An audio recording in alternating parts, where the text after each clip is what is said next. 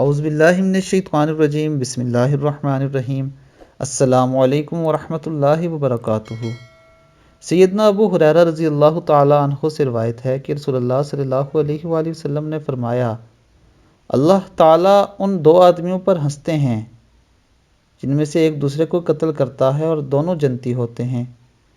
اس کی ایک صورت یوں ہے کہ ایک اللہ کے راستے میں جہاد کرتا ہے اور شہید ہو جاتا ہے، پھر اللہ رب العزت اسے قتل کرنے والے کو توبہ کی توفیق دیتا ہے اور وہ مسلمان ہو جاتا ہے اور اللہ تعالیٰ کے راستے میں جہاد کرتا ہوا شہید ہو جاتا ہے۔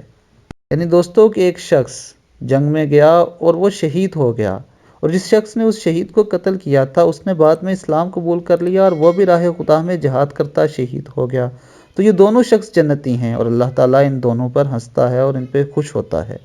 اللہ تعالیٰ ہمیں بھی جہاد کی توفیق عطا فرمائے۔ السلام علیکم ورحمۃ اللہ وبرکاتہ۔